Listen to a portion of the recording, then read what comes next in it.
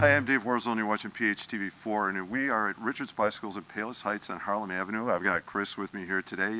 He's been on before. It's always a pleasure to talk with you, Chris, and we are, deep into summer here, and we want to kind of do a heads up on bike safety riding, and there's a lot involved in that. Some of it may be more obvious than others, but before we do that, we got a variety of items to take a look at. We're going to take a look at how to make your ride safer for you, for your bike, and for people that you encounter on the path.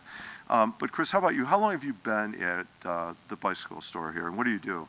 Well, I started here back in 2006, and I've done a lot of things, a lot of different tasks here over the years, but right now I'm one of the mechanics, so when your bike comes in for a tune-up, it's my job to get it in the door, get it tuned up, and back out the door. All right, and I'm going to tell you, yes, he's very good at that job. Over the years, he's worked on the bikes in our family, and it's amazing what a difference in the ride that makes. And I'm sure it makes it a safer, better ride as well. 17 years, that's incredible. Congratulations. All right, so let's talk about the safe ride. And unfortunately, I've had the experience where why creating a safe ride is so important. If you ride long enough, you've maybe had the experience of the wipeout or a spill of some kind. Never pleasant. So let's talk about the gear specifically. What should a person wear and why are they wearing that stuff? So first thing that comes to mind is a helmet.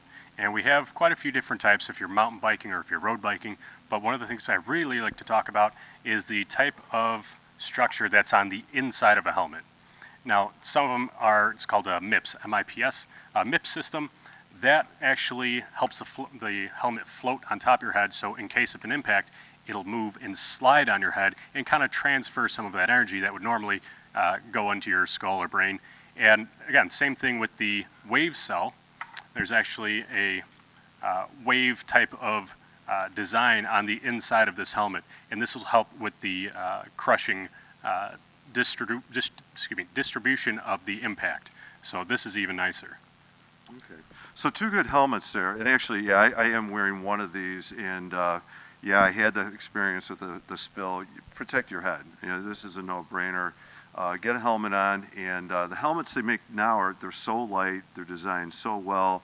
It seems like like an easy kind of thing to make. I think we talked about mountain bike riding. They wear a slightly different helmet, or you'll see them like with the visors. Why is that?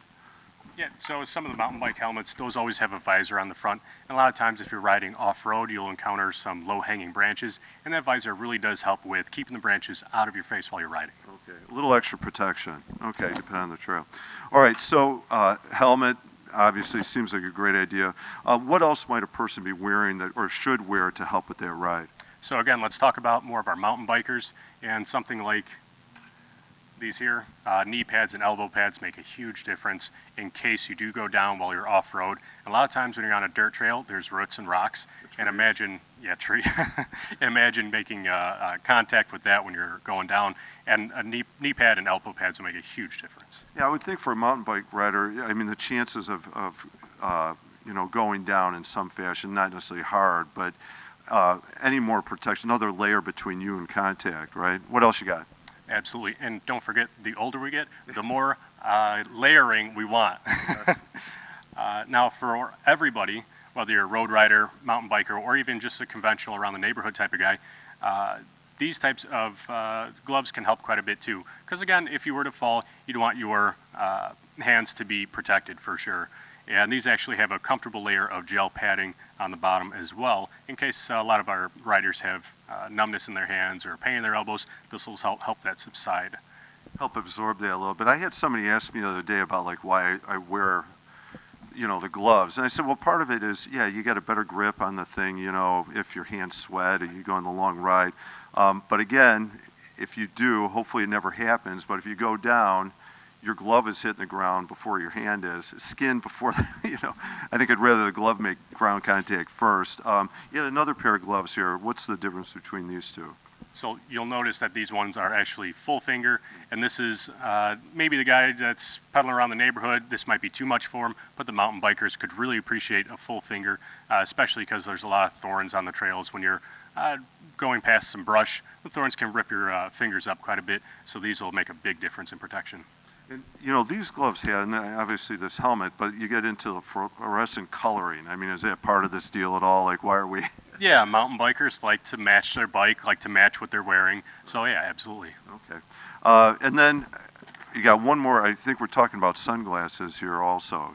Why sunglasses? I mean, again, all right, the sun, but there's probably a more practical reason here. Sure, sure. So obviously you want to keep the sun out of your eyes, so we have sunglasses, but we also have clear glasses that are from Oakley as well. And these alone can keep anything, any sort of debris or dust out of your eyes, especially if you're riding with a lot of people and somebody's in front of you on a trail. They'll be kicking up a lot of debris, and this can help keep your eyes protected. And what about clear, like why should I even think about a clear or lighter tinted sunglasses compared to a dark one? So even if it's not sunny out, you still want to have proper visibility, and that's when a lighter pair or no tint to it at all could be appropriate. Okay, so yeah, the sunglasses are partly for the sun, but partly for debris, tree branches, bugs. If you've ever ridden your bike and eaten a bug on the ride, or or get hit in the face, well, how about protect your eyes as well? We have the fluorescent helmet. We talked about the gloves. Probably the last thing I wanted to talk about with you was in terms of clothing. Like what type of? I'm imagining the bike we want to be seen, right? What about types of clothing we can wear that way to increase the safe ride?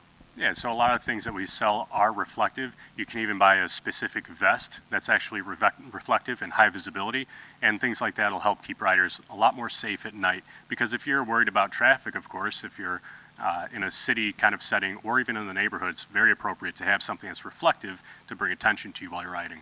Okay, so yeah, make yourself visible, which probably gets us to the next piece here, critical piece for your bike for a variety of reasons. What do you got?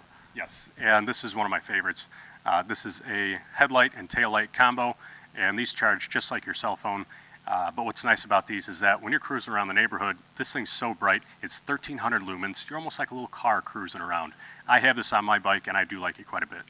Yeah, it's the same thing, especially, if you're riding early in the morning or towards the dusk hour. But even during the day, if your bike blends into the background or other cars or whatever the side things are, trees and things, make yourself visible, get the blinking light and the tail light going.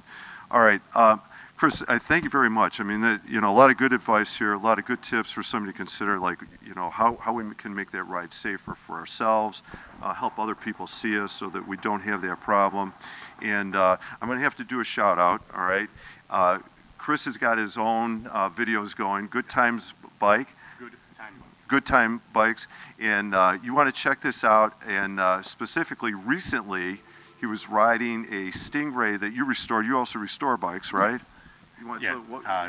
So it's a Stingray from 1966. Once I got it, it was very, very dilapidated and neglected for decades.